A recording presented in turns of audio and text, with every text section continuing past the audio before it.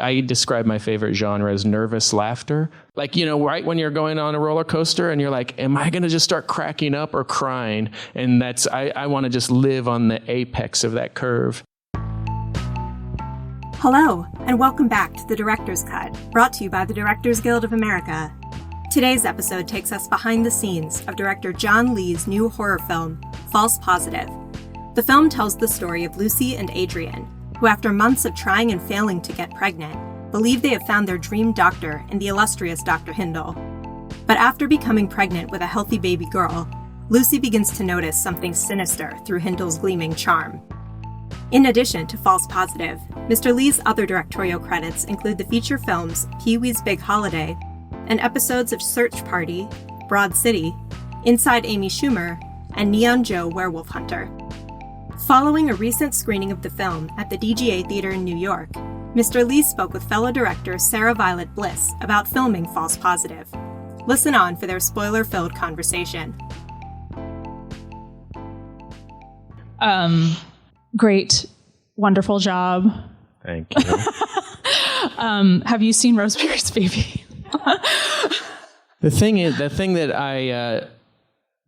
you want to really get into it or no? Or joke answers or real answers? That was a joke question, but I want a real answer. The thing that I never really identified with Rosemary's Baby is they make it this demon, this devil. Right. And it's like, it actually belittles the point, And so I always thought that was like, this is a fucking tragedy. And they're making a kind of a bit out of it. It's fun. It's super spirited. I get that. But for sure. Yeah, I wanted to make the tragedy version of that story, not the she's dealing with her baby and it's the devil baby and that's fun and cute and stuff. But I never found that to have the weight that it should have had. Yeah, that reminds me of one of my questions. My lady said that, my wife, I call her my lady, she said, people don't realize you didn't make Rosemary's Baby, you made Eraserhead.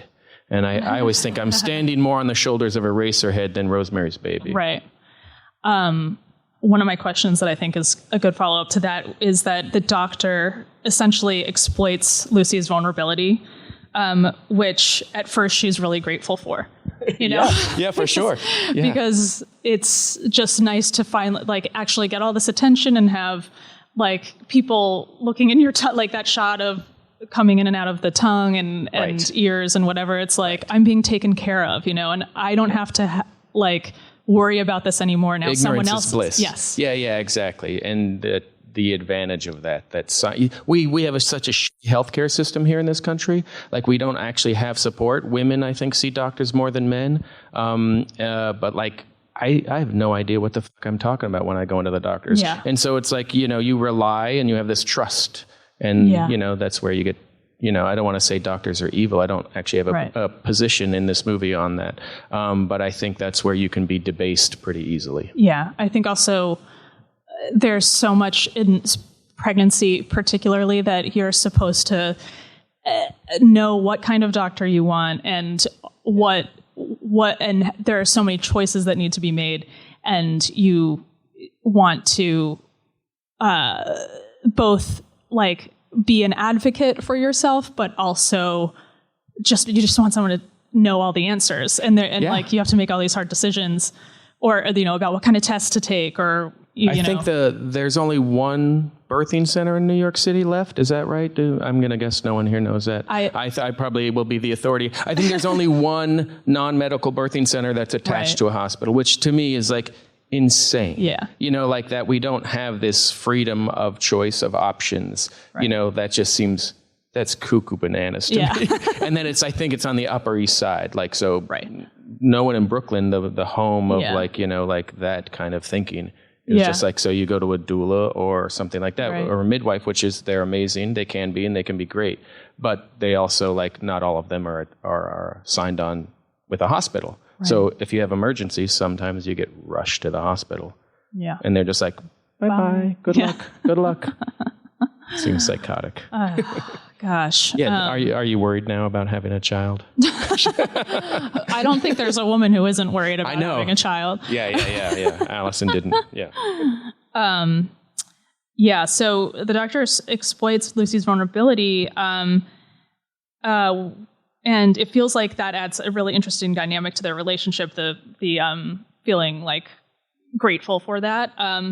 And also feeling obligated to the person who's exploiting you in a way that's like, the whole time she's like, I can't leave it. Like, it would be wrong of me to leave this person because my husband likes him. And yeah, for sure. And everyone, he's like, the hardest doctor to see.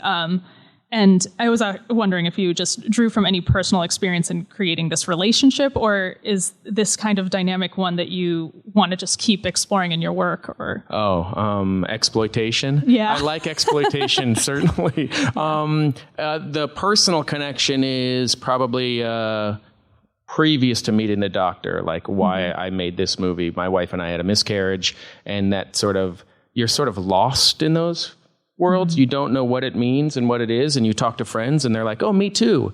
And you're like, well, why didn't you ever say anything? Yeah. Like, again, we don't talk openly in this country, which is just bizarre. I think finally, the one good thing that COVID has given us is the actual discussion of mental health, and yeah, that system doesn't support anything really with pregnant women, unfortunately. So that's the personal reason, but the personal connection, but the idea of I like all sort of power dynamics and paradigm shifts, and I like to critique structures. Since the beginning. And I've made a bunch of other weird things. This being yet another one. That aren't like Broad City or Search Party, things that I've also done as a guest director. But so those things I'm more into like smashing the system for sure, or at least a system, whatever it is on that day. Yeah. Well, you touched on Lucy's shame at the beginning when she's had a couple years of trying to get pregnant and not wanting to go through the unnatural, like not natural birth or whatever. And that is like, for some reason, just something that women are, afraid to talk about too, other than to their husband, and did you, what do you have to say on about that? I mean, the ending is the first thing that came to me for this movie, which you guys all just saw, which I'm happy to talk about. But it made me realize that the evil that men do is rape in all its forms. Right. And then the evil that women do is infanticide. They kill their children. And so I really wanted to understand and empathize and basically read about that as a purpose, why people do that.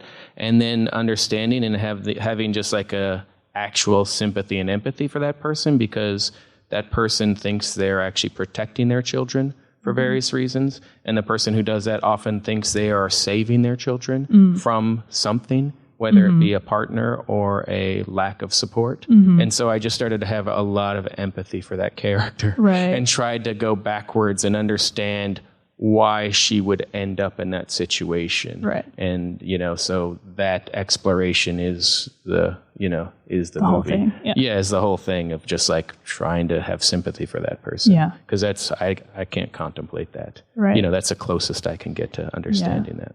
When you come up with your films, what's your process? Do you first see like a shot just like that, luck.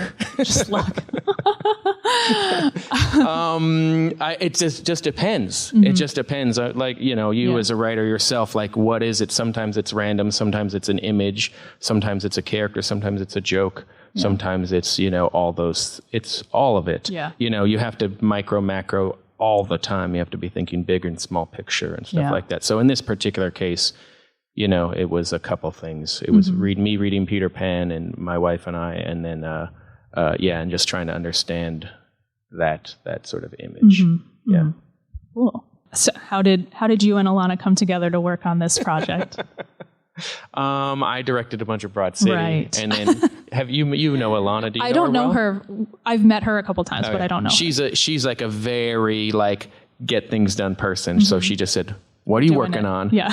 What are we going to make? And I gave her this 60-page tone poem of a script. It was like a very ethereal kind of even less structured than what you saw. And she's like, let's make it. And I was like, are you sure you want to do, there's like some strange things in there. Cause I think a lot of people like, because I do like Broad City and stuff like that, I think people are like, oh, you do comedy. Right. And I'm always like, yeah, sometimes. Sure. Yeah, sometimes. Sure. And so, but she was really into it. And then we sort of just like, wrote. We just sat down every week, every day, whatever the schedule was, and just like turned it into a story, or at least more of a story, a structure. We give it a structure. And she's also known mostly for comedy and also playing sort of more of a persona. Yeah. So what was it like working with her in this capacity, and how comfortable was she and you? I think she was extremely uncomfortable the whole time. She felt tortured, and then I would just literally like, you're her, and the camera's right here, and I'd be like, cut. And I just go give her a hug, and I'm like, I'm sorry. Just like, and she would ask me to be there sometimes, just because like she's in 99% of the movie, and she has to do like literally things that are torturous. Like she had to go underwater, which is basically like being waterboarded. Right. I did it, and I was like, Jesus Christ, this is terrible. like to understand and whatever, that's what you got to do sometimes. So I think it was the opposite. It was unsatisfying comedy, as you know, like you in the room, you get a laugh. So you're like, yeah, we got it. Let's move on. This is just like, I think we got something. For her, I think it was unstable ground. Right. It was new territory. But, we made sure there was a lot of things to make her feel different, which is straightening her hair and doing all these things about her in general, dressing her in a way that she wouldn't. So she sort of felt like another character. Yeah. The look and the costumes of the film were really wonderful. And what was your process with that? Especially in the doctor's office. We found these like I don't know what you'd call them, sexually excitable clothing. These clothes that are made by people for other deeds that had these nurses' outfits. And I was like, sold. They were these just bizarre bubblegum, kind of pastel bubblegum pink, and they just had way too many buttons. And they were based on these actually nurse uniforms from the 30s, which I thought Eastern European, and I thought that was perfect for many reasons. Yeah. And so that was just a big, like, that seems, I don't know what the fuck that is. Yeah. But that seems great. Just because it's, it's very Cronenberg-esque. It's very, like, sexualized when it just shouldn't be. Yeah. It just shouldn't be. I did think about wearing that to the premiere, but I'm more shy than that. You should have. Did you come up with a backstory for why everyone who works for Dr. Hindle is so loyal to him? The backstory is they're actually, Gretchen Mol is his first fake child. Oh. His first child. And so she is actually his daughter doting over him. And then the other one is the younger sister that the older sister doesn't like. And it's just like, that's why she's always like, oh, here she is. Like, right. You know how an older sister can be judgmental like that and responsible. So like that was the backstory of it. Oh, cool. That's good to know. Do you want one of those outfits?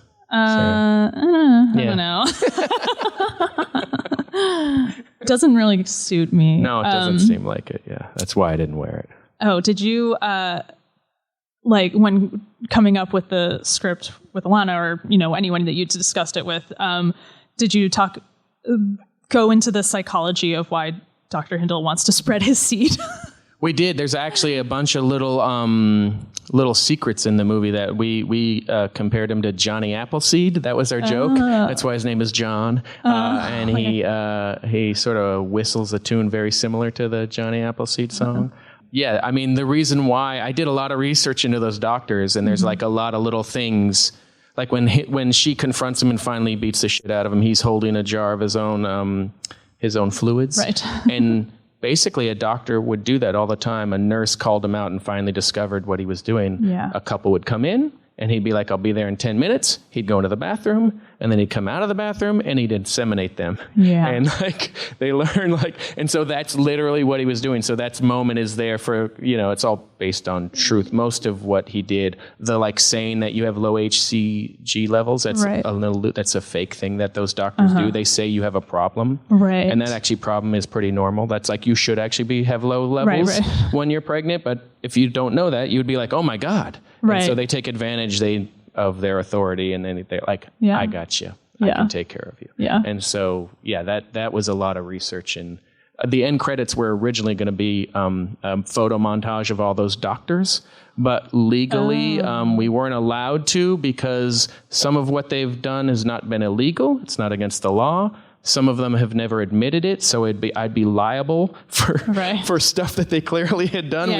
We can prove it genetically, but it actually doesn't say in a lot of the contracts when you go to fertility doctors, it doesn't say that can't be the process. You actually don't know who's impregnating you often. Wow. And so it's up to them, basically. It's at their discretion. Oh my God. Yeah, so no, it's that's why the I didn't want it to be a monster, because the truth is the tragedy is actually this is a real life thing. There. Yeah, it's not only just a real life thing. People have done it, but it's not always illegal. Right. And literally doctors have left states and just gone to another state and I'm a doctor again. Here I am. Yeah. Which is why do you think they want to do that? I actually came to the conclusion that they're just lazy assholes. It's lazier to do this because it's just easier. Why pay someone to come in and donate sperm and do the actual work of going oh, here are these people, we've done all this. This is who you might be getting. It's just pure laziness. Often with the ego, I think, or with hubris, it's that. It's just you get this belief that you can solve their problems. Right. And why not just pop into the bathroom? Takes, it's truly, that was my conclusion. I none of it, everything else is just ego driven, but I often think just stupidity is the case. I'm pretty sure there's an SVU episode. I'm sure there is. I'm sure there's with John Stamos. There's an SVU episode about most things. Yes. They've made how many? 10,000 episodes? Yeah, I don't know. It's 20 years, more than that. But I don't think this would be on SVU. No, I don't. It's not quite the right tone.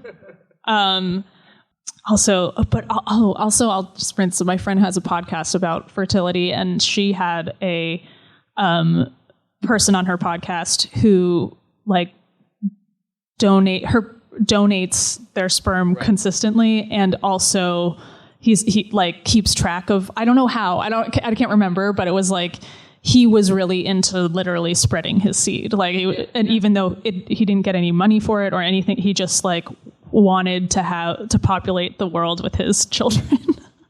Yeah, the women who throw their babies out the window, I want to understand that I'm not interested in this guy. I don't think that's a character that we need to explore. Yeah. This is just my own curiosity. How did you do that reflection shot? The mirror? Yeah. The actual one? Yeah.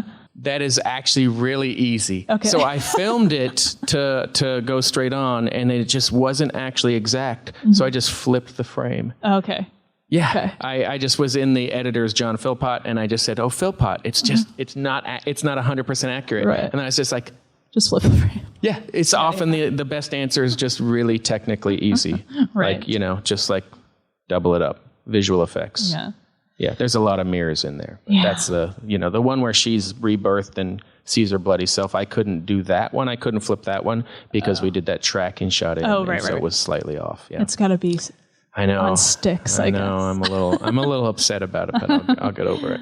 It's really fascinating to see departures into surrealism, such as the twins floating out into space and in a striking image.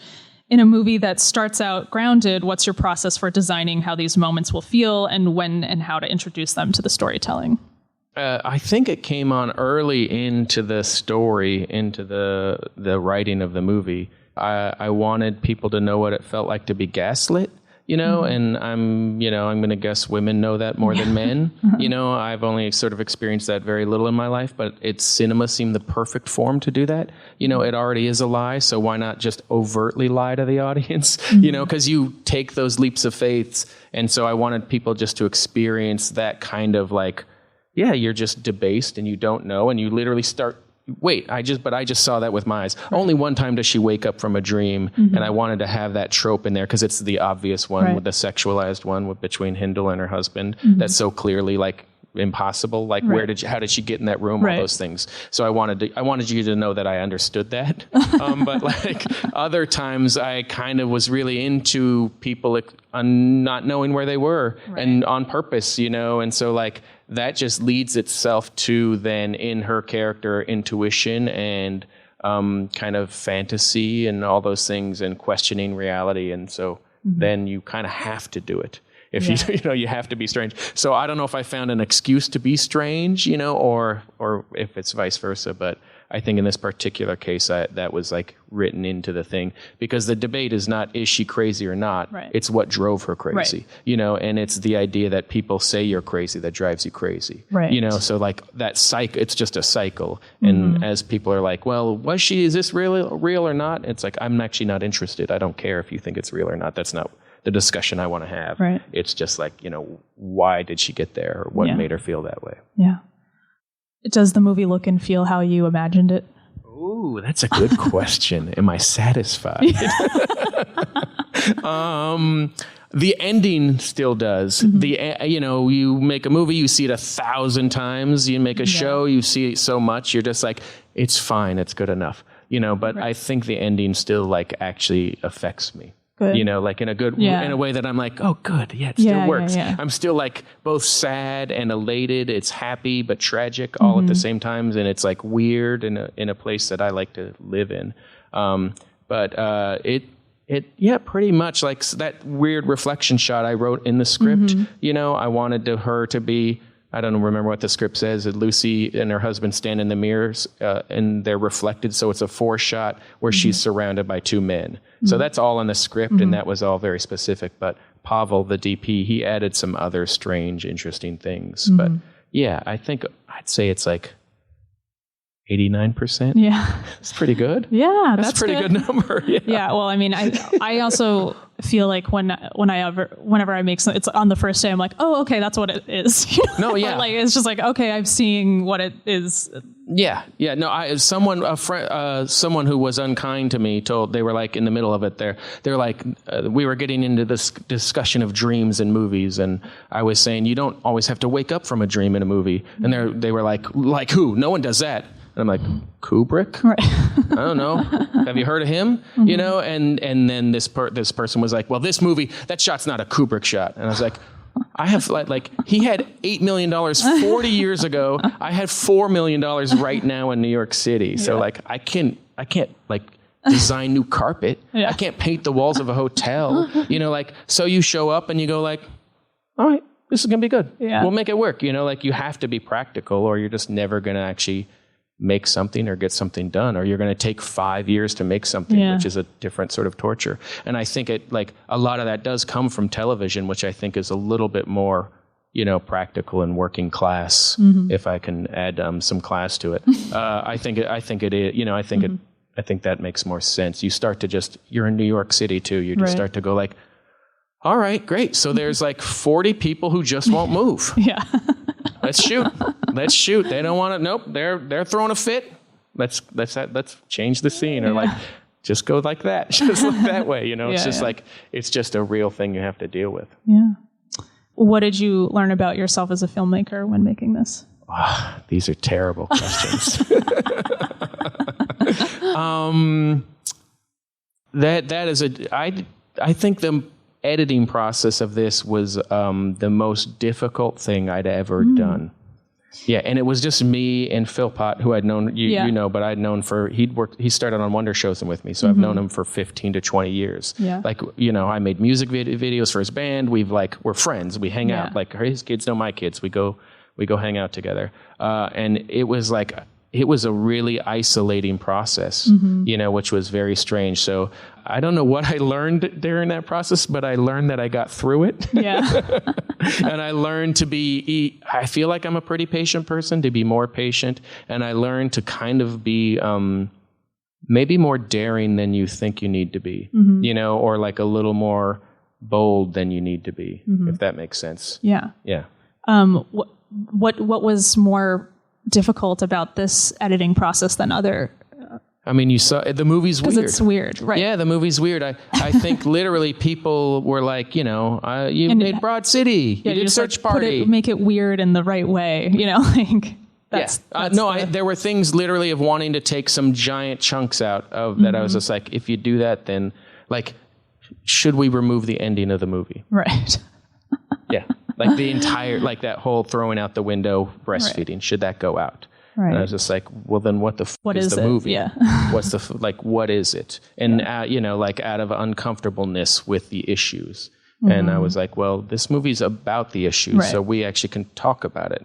And, but like, when cinema, which I don't like to throw those things around, get called like misogynist or racist, it's often because those movies themselves don't actually talk about those things when they should. Right. And so like if you're not talking about race when you're talking about feminism, you might be doing a disservice, right? So like, when you remove things from a discussion, it actually hurts the discussion when you're not talking the full like rainbow of the discussion. Yeah. And so there were a lot of discussions like that where I was like yelling on the phone, trying to explain the difference between satire and parody, thinking like, oh, I'm losing because I'm explaining the difference between satire and parody. And then I got a cookie and I felt better. So that's what I learned about myself. That's great. That's all I have. Are we opening it to the audience? Yeah. Every person here has to ask a question. Oh, yeah. I really love dread. Like it's very Hitchcockian. I love the like, in a movie, I love the push into the door and the pull back and the person just slowly creeping.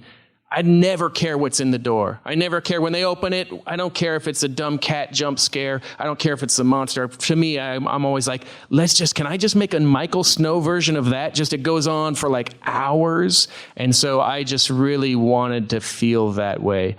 I describe my favorite genre as nervous laughter. So right when you're going on a roller coaster and you're like, am I going to just start cracking up or crying? And I want to just live on the apex of that curve. And so to me, that's the best place also for like comedy, which can get to satire or, some stuff in there. And then, or just like, scares. So that's my favorite feeling. This basically almost picture locked right before the pandemic. And so I was basically, we were like one of the first things to try to mix and color correct remotely, which is just kind of like nonsense. Like you can only do it so much. Like you can only mix and do all that. So I was doing, my wife, she also is a creator, Allison Levy. She sold an animated show to Adult Swim. She's making a half-an-hour animated show right now. And so I was like the janitor, the chef, the like assistant coach to our children, the IT guy. Like, I was just like the stay-at-home dad. Yeah, like, which was like both lovely and the walls are closing in on you.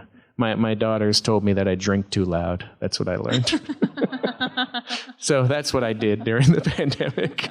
And then I just wrote. I couldn't write at all, and then I eventually wrote near the end. I was finally able to write something, but it was a very muted kind of experience, and just hanging out with them and like trying to teach them like to be rebellious, like trying to teach them to learn how to get their frustrations out in some ways. So we would get those bubble teas. Do you guys know what bubble tea is? And we would shoot it at cars because it's harmless. But I also wanted them to learn like rebellion, and they're two lady babies, they're girls, and so I just wanted to be like, let's go out, let's get our rage out. Like, what do you want to do? Smash bottles? I don't know. Like, let's do it. And we would drive like for hours to go get ice cream. I don't know. You just try to make the kind of miserable, mundane experience at least like light in some way. That was my job. Yes, thank you. Oh, thank you. No, thank you. And I'll see you tomorrow at work. Yeah, I know. I'll see you tomorrow. Okay. I'm directing a bunch of Search Party. Yeah. Yes. All right, thank you. Bye-bye. Thanks for listening to another DGA Q&A. If you'd like to hear more, The Director's Cut is available wherever you listen to podcasts. Stay tuned for future episodes featuring today's top directors sharing behind-the-scenes stories of their latest films and insights into the craft of directing. And be sure to subscribe, rate, and review. We'd love to hear your feedback, and you can help fellow film buffs find the show. Thanks again for listening, and we'll see you next time. This podcast is produced by the Directors Guild of America. Music is by Dan Wally.